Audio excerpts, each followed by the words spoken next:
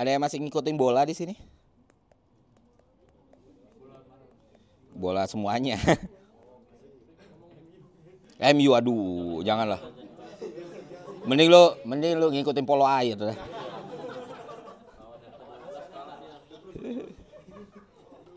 Masa ngikutin MU, ya Allah. Madrid, aduh, Madrid lagi. Ngapain beli Mbappe? Mbappe pergi treble kan? Iya. Nah itu dijelaskan juga dalam ekonomi. Itu dalam biaya dan teori biaya dan produksi. Ada yang namanya law of diminishing return. Ketika lu nempatin semua barang yang bagus dalam satu tempat tapi kapasitasnya tidak bertambah, rasionya tidak bertambah, kemampuan produksinya tidak bertambah, akhirnya yang lu dapatin bukan output atau outcome yang naik, malah turun. Itulah yang dilakukan Madrid. Jadi tahun 1998 itu ada pertandingan antara Italia lawan sebuah tim All-Star yang isinya Zidane, Luis Ronaldo, Gabriel Omar Batistuta. Itu nama-nama yang asing buat kalian ya, karena itu bahkan ketika mereka main kalian belum direncanakan. itu semakin membuat gue sadar betapa tuanya gue. Jadi itu pemain-pemain All-Star. Itu era kemasan sepak bola lah. Kalau sepak bola sekarang kan tahu Lionel Messi sama Ronaldo, dulu banyak banget pemain jago.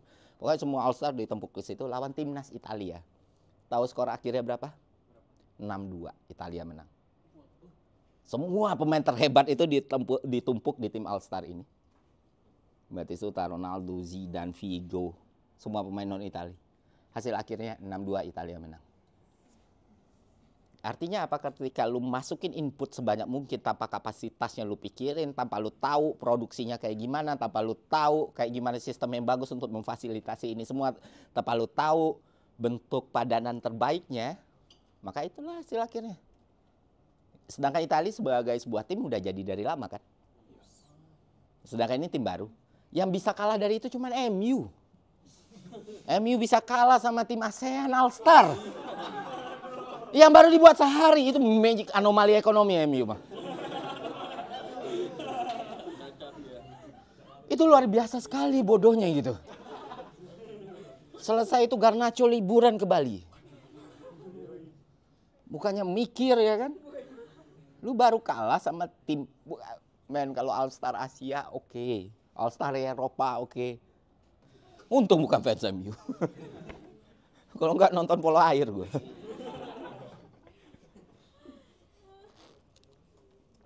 Nah itu salah satunya. Dan ada contoh lagi misalnya, akhirnya utilitas ini mempengaruhi banyak hal teman-teman. Tadi kenapa gue tanya sepak bola ke teman-teman semua?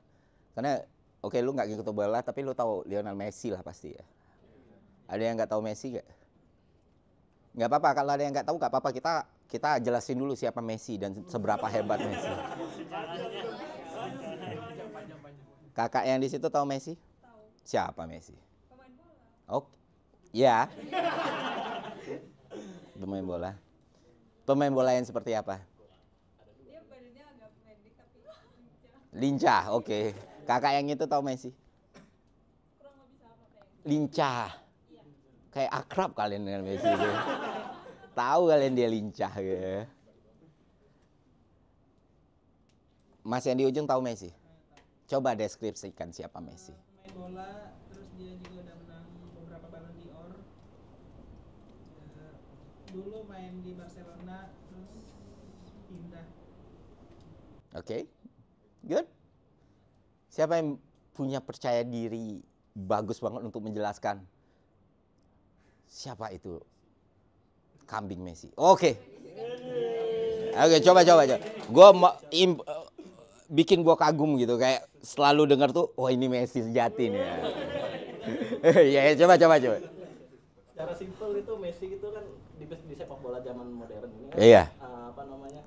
Pemain bola yang diketahui oleh banyak orang itu ada dua, Nah. Messi sama Ronaldo. Beda dari itu, Ronaldo itu kerja keras, kalau Messi itu ya talenta. Apa yang buat Messi spesial? Ya karena dia hebat. Hebat banget. Hebat banget. Lu pernah ngeliat pemain bola lebih hebat dari Messi? mungkin saya tidak tahu karena saya belum lahir. Oh, tapi yang lu lihat dan lu tonton Messi. Messi. Walaupun saya fans Ronaldo, saya Oh iya benar. Gue juga lebih suka CR, tapi menurut gue Messi itu one of the kind, one of a million kind. Bahkan lebih jago dari. Gue agak nonton Pelé, nggak setua itu juga gue.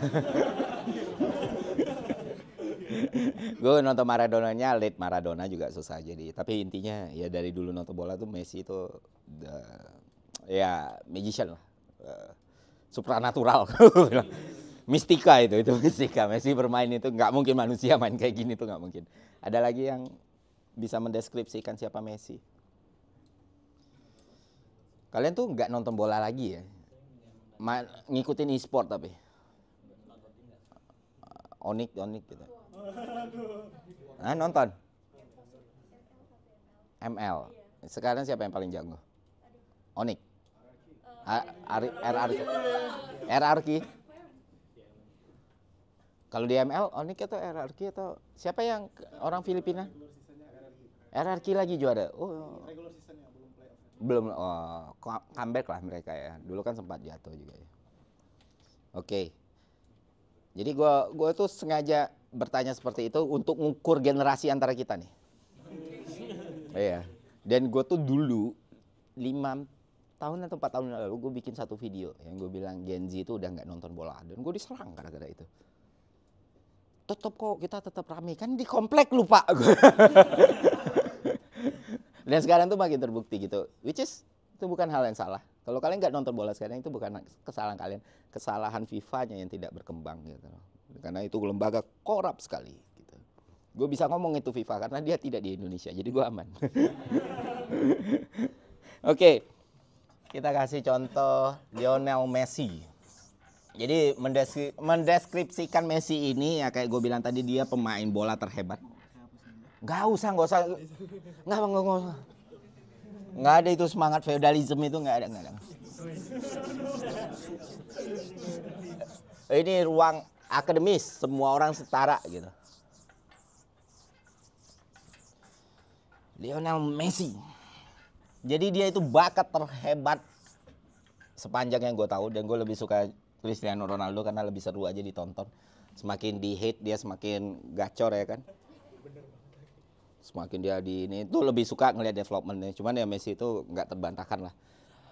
Dia bisa melakukan hal-hal yang emang kelihatan gampang banget tapi sulit gitu. Dia peraih Ballon d'Or terbanyak dalam sejarah. Dia salah satu pemain, bukan terbanyak ya, tapi salah satu pemain dengan gelar terbanyak juga. Dan tahun 2023 dia bikin berita yang menghebohkan, pindah. Nah, ketika dia pindah ke Inter Miami ini, tawaran dari Arab itu mungkin sampai 400 miliar US dollar. Nah, 400 miliar US dollar. Sedangkan ke Inter Miami kalau dari gaji itu cuma mungkin berkisar 50 sampai 60 miliar US dollar.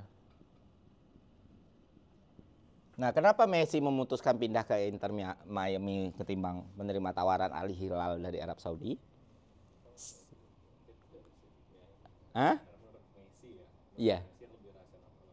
Betul. Ini adalah pilihan yang lebih rasional untuk ke Inter Miami. Kenapa demikian? Pertama dari nilai. Walaupun dia cuma dapat 50-60, tapi di sini dia dapat deal, dia bisa dapat share saham,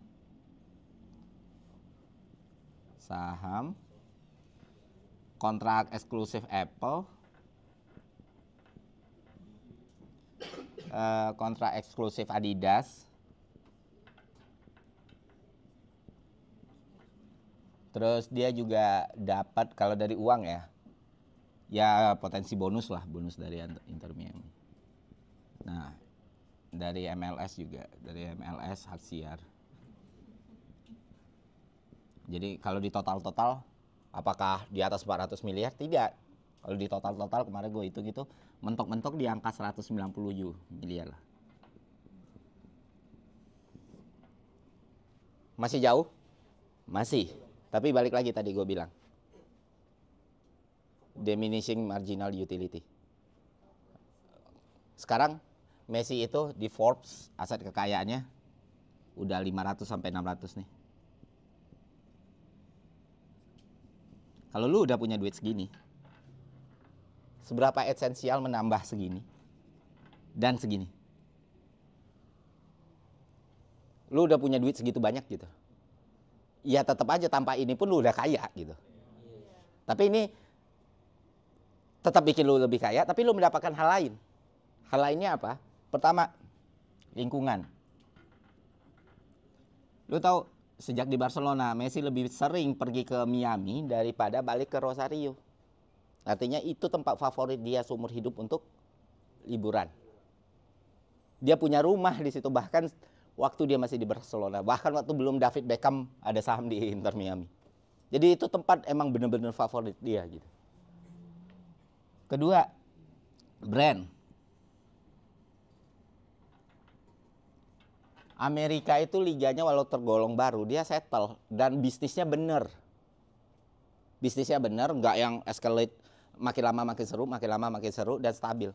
Arab kita nggak pernah tahu dia bisa jatuh sampai kapan. Dulu ada tahun 2010, 2011 Liga Cina namanya, sempat naik banget, terus ujung-ujungnya bankrupt semua. Dan nggak ada legacy yang bisa ditinggalkan dari liga seperti itu. Jadi secara brand ini jelas jauh lebih menguntungkan, dan kalau Messi setelahnya pensiun dia masih bisa berbisnis dan itu semua passive income nih. Ini Apple, Adidas, dua perusahaan raksasa sekali nih. Kontrak eksklusif dengan ini, ditambah lagi dia bisa punya saham di Inter Miami. Oke, dia udah mati, anaknya lebih tenang, bos. Di sini dia dapat $400 miliar, kontrak 3 tahun, 2 tahun selesai. Cuma dibilang, ya udah, second layer setelah Ronaldo, follower Ronaldo. Itu mungkin ngaruh ya, tapi gue nggak tahu. Tanya langsung lah ke orangnya. Tapi yang jelas, apa juga salah satu pertimbangan Ronaldo udah ke situ. Masa gue ke situ, walaupun dia nggak pernah ngomong kan, kita nggak tahu juga. Nah, tapi secara keuntungan dia juga, it all makes sense kan. Dia mikirnya punya saham dan dalam jangka panjang, mungkin dalam 3 tahun 5 tahun ya nilai ini tetap nggak tergantikan sebesarnya. Tapi punya ini semua, punya lingkungan yang enak, budaya yang nggak perlu gesekan atau segala macam ya. Seperti lu tahu, dia mungkin mikir Arab Saudi, mungkin itu sangat-sangat kontradiktif dengan kehidupan dia, dengan lifestyle-nya dia, dengan ininya dia, budaya, masalah potensi ke depan, masa depan.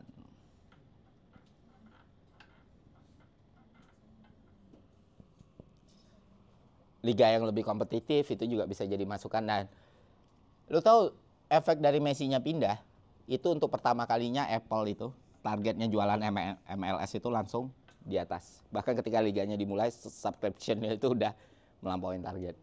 Jadi orang yang berhasil make it this deal itu ya nggak mungkin kan Messi ngitung ini semua kan sendiri. Ya tentu ya dia punya orang finance, berarti orang finance-nya jago. Kedua yang jago David Beckham. Karena Beckham ngelihat peluang ini. Karena nggak mungkin lu bid over 400 miliar, gila. Kalau bukan Inter Miami yang ngasih alternatif tawaran, gue rasa nggak akan ada yang bisa. Kecuali Barcelona. Tapi Barcelona kan miskin sekarang. Iya, udah juara pun miskin juga masih kan. Nah itu juga, Barcelona itu juga termasuk salah satu contoh entitas yang hancur bukan karena performa, tapi keputusan ekonomi yang buruk. Iya, Barcelona itu mulai mengalami krisis. Ironinya, krisis mereka itu dimulai ketika mereka berhasil mencetak rekor penjualan termahal sepanjang masa. Ketika mereka jual Neymar, 222 juta. Iya kan? Mereka jual Neymar 222 juta. Ini kan uang yang besar sekali ini kan. Mereka beli Coutinho 150 juta. Beli Dembele 180 juta. Udah minus, bos. Beli Griezmann 120 juta. Ini baru 3 nama nih. Nggak ada yang jadi nih. Coutinho dijualnya 12 juta. Dembele gue nggak tahu berapa. Pokoknya Dembele cedera aja terus. Sekalinya sembuh, treble. Griezmann balik lagi ke Atletico. Nih keputusan transfer yang buruk nih. Ini aja udah minus dari 222 juta nih. Ditambah lagi mereka bikin renovasi stadion yang sampai hari ini belum selesai.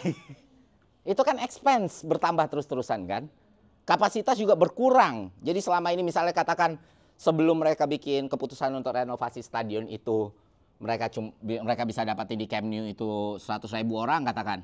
Karena renovasi mereka cuma bisa dapat 20.000. Bayangin income yang loss berapa? Lu dalam masa jaya lu pakai keputusan untuk ngerenovasi stadion itu kekurangan intelektualitas. Keterbatasan intelektualitas. Kalau lu mau renovasi stadion, contoh Juventus, mereka melakukannya waktu mereka jatuh ke Serie B. Ya, which is penonton yang akan datang nggak banyak juga. Ya udahlah gue renovasi stadion. Once sudah settle di Serie A, Pirlo datang, Pogba datang, Conte datang, juara, langsung bisa beli Ronaldo mereka. Walaupun jatuh lagi setelahnya kan. Nah ini keputusan ekonomi yang buruk akhirnya membuat tim yang punya DNA juara yang kuat, yang bahkan dengan skuad seperti sekarang aja masih bisa juara gitu. Yang secara performa nggak, secara sejarah juga nggak ada kalah-kalahnya, bisa jatuh dalam krisis. Bukan karena pelatihnya bodoh, bukan karena pemainnya bodoh, bukan karena dia MU. Tapi karena pengelolaan klub atau keputusan ekonomi yang salah, yang buruk, membuat Barcelona jatuh.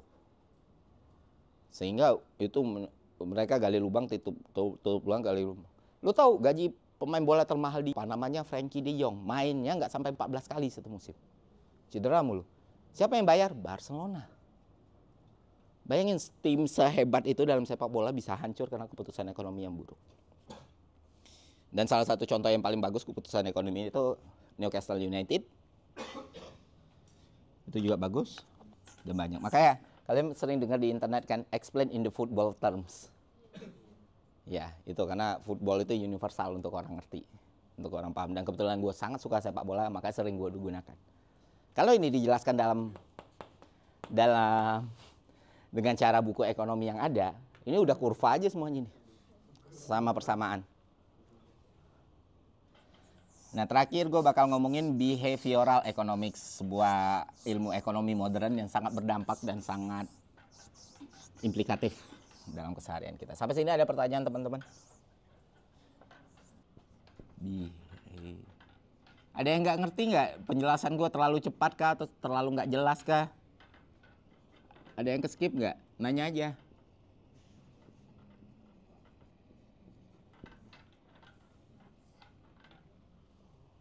Behavior. Ada yang pernah dengar istilah ini sebelumnya? Barusan. Baru di kelas ini ya.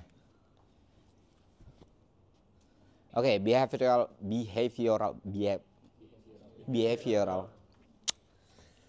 Ya itu. Jadi gue nulis sering kebalik-balik, ngomong tuh sering susah. Kadang ya itu udah nurun ke anak gue. Jadi kalau kalian ngeliat, lu kok bisa lancar ngomong bang? Itu latihan. It's train. Gitu. Nah, makanya no excuse lah kalau lu mau achieve something tuh just do it gitu. Kalau orang latihannya cukup 10 berarti lu harus latihan 100. Mentalitas lu harus seperti itu gitu loh.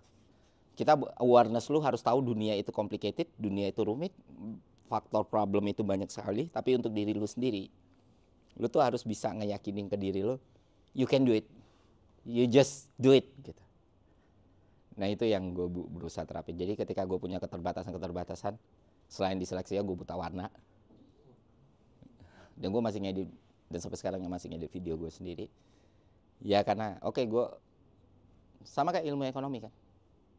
Keterbatasan itu bukan untuk diratapi atau disalahkan gitu. Dicari solusinya. Pertama efisiensi, dua teknologi, 3 skala prioritas. Dan gue memahami itu gitu. Apapun yang terbatas dalam diri gue, ya gue harus cari alternate way-nya supaya gue bisa keep it up, supaya gue bisa compete dengan the other. Nah itu mentalitas yang harus kita bangun tuh. Di sisi lain kita nggak boleh buta kayu nih, nggak bisa tone deaf untuk melihat dunia itu seperti apa. Nah kombinasi ini aja nih, 2 hal ini yang bikin hidup lu lebih enak gitu. Jadi tapi orang malah kebalik, dia bisa memberikan semua kemurahan hati untuk dirinya sendiri gitu. Lu gagal tuh karena orang nggak suka sama lu gitu. dia lebih pintar tuh, dia lebih sukses itu karena dia backingannya lebih bagus. Backingan apa ya? Backingannya lebih bagus, atau dia ditolong, atau dia karena punya tools yang lebih baik. Lu kalau punya tools yang lebih baik pasti lu lebih jago dari dia. Bertahun-tahun kita hidup dalam mentalitas seperti itu kan. Nah, itu yang pertama. Kalau kalian mau mencapai satu goals ya, itu yang pertama yang harus kalian hilangkan. You are fighter gitu. Siapapun dari kita fighter gitu. Untuk perjuangan yang berbeda satu sama lainnya. You fight for your battle gitu. Nah itu. Oke. Behavioral economics ini sebuah ilmu ekonomi modern